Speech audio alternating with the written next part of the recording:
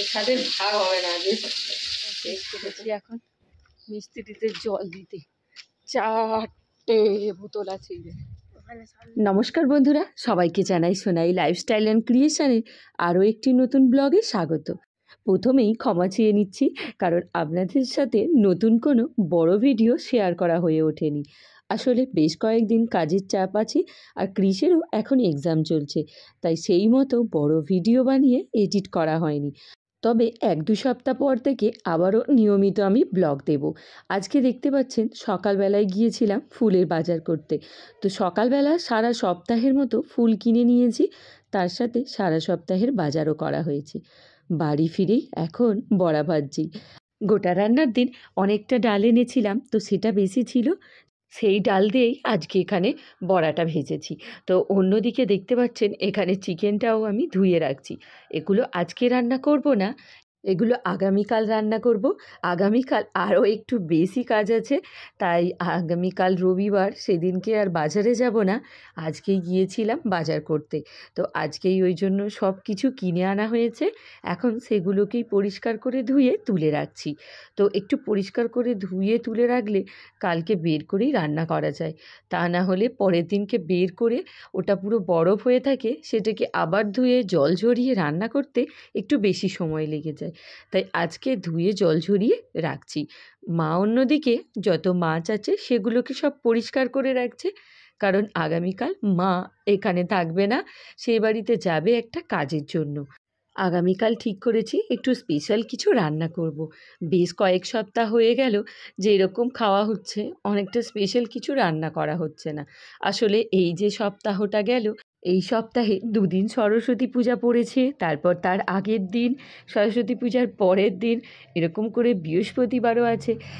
তা প্রায় অনেক দিনই আমাদের নিরামিষ খাওয়া হয়ে গিয়েছে। তাই ঠিক করেছি এই সপ্তাহে কালকে একটু স্পেশাল কিছু রান্না করব। তবে শুধু কালকে না, আজও স্পেশাল রান্না করছি, মানে আমাদের বাড়ির সকলেরই সেটা খুব পছন্দের। মানে ডিম খেতে আমাদের বাড়ির সকলে খুব ভালোবাসে, তবে সেই ডিমটা যেন হাঁসের ডিম অথবা দেশি মুরগি। তো আজকে যখন বাজারে গিয়েছিলাম, হাঁসের ডিমটা পেয়ে গিয়েছিলাম, তো সেটাই সাথে করে এনেছিলাম। তো আজকে সেটাই রান্না করব। তাই এদিকে চিকেন ধোয়ার সময় ওইদিকে ডিমটা আমি বয়েল করতে বসিয়ে দিয়েছি। আর তার আগেই প্রেশার কুকারে 3-4টে সিটি দিয়ে আমি বাঁধাকপিটাকে সেদ্ধ করে নিয়েছি। আমি সিজনের বা অফ সিজনের যখনেরই বাঁধাকপি হোক না কেন, সেটাকে একটু সেদ্ধ করে রান্না করতেই পছন্দ করি, কারণ এইভাবে সেদ্ধ করে নিলে বাঁধাকপিটা খুব ঝটপট রান্না হয় আর ভালোও খেতে হয়। চলুন চিকেনটাকে এক সাইডে করে দিই, এবারে ডিমটাকেও ছাড়িয়ে নিই। ডিমগুলো সব বয়েল করা হয়েছে, একটা দেখছি ফেটে গিয়েছে, তাই খানিকটা বেরিয়ে গেছে। প্রথমে ভেবেছিলাম পচা, তবে পচা না, আর মনে হচ্ছে আনবার সময় একটা ডিম একটু ফেটে গিয়েছিল। আমরা তো ব্যাগে করে এনেছি, অনেক বাজার ছিল, তার মধ্যে ডিমটাও ছিল, তাই। তো এর মধ্যে একটা ডিম আছে ডবল কুসুমে। তো ক্রিস সেটা দেখবে বলেই আমার পাশে দাঁড়িয়ে পড়েছে। আর আমি এই যখনই হাঁসের ডিম আনি, তার সাথে একটা করে ডবল কুসুম আনি। এই ডবল কুসুম ডিমটা ক্রিস খুব খেতে ভালোবাসে। খাওয়ার থেকে ওর আবার দেখতে এত ভালো লাগে, ও তো সবাইকে দেখাতে চলে গিয়েছে এটা নাকি ডাইনোসরের ডিম।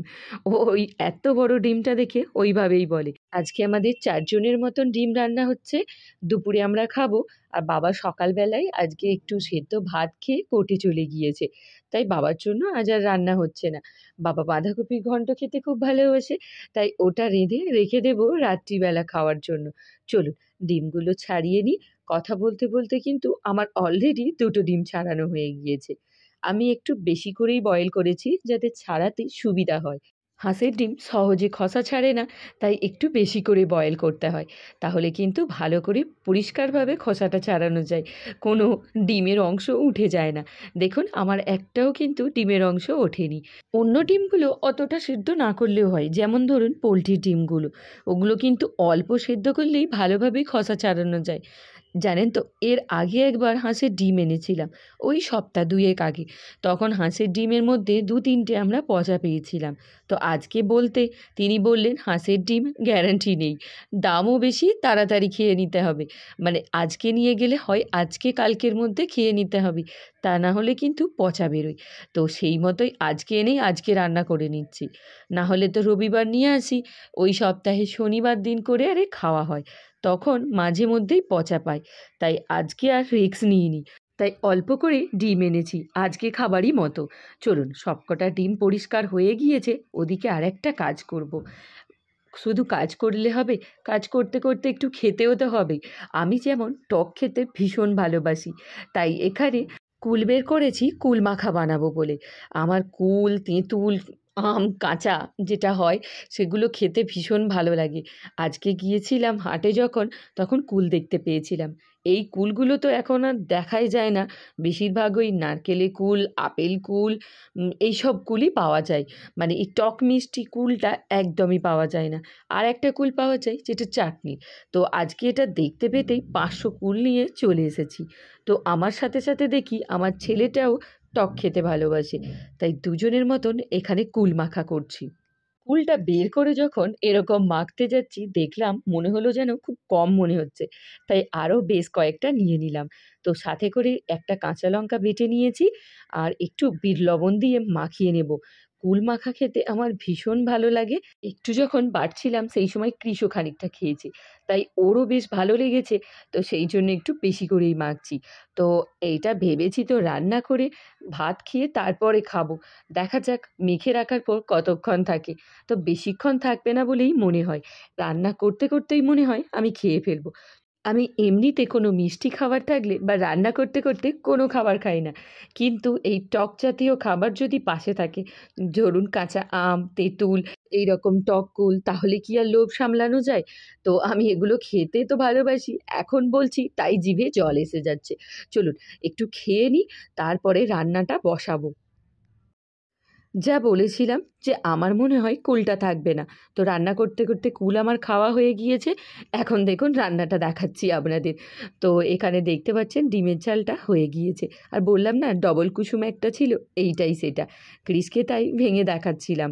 অন্যদিকে বাঁধাকপির ঘন্টটাও হয়ে গিয়েছে। চলুন এবারে স্নান করে খেয়ে নেওয়া যাক। তো যাই হোক, আজকের ভিডিওটা এখানেই এন্ড করছি। ভিডিওটা আপনাদের কেমন লাগলো অবশ্যই কমেন্টসে জানাবেন, আর ভালো লেগে থাকলে লাইক, শেয়ার অ্যান্ড সাবস্ক্রাইব করে দেবেন। টাটা।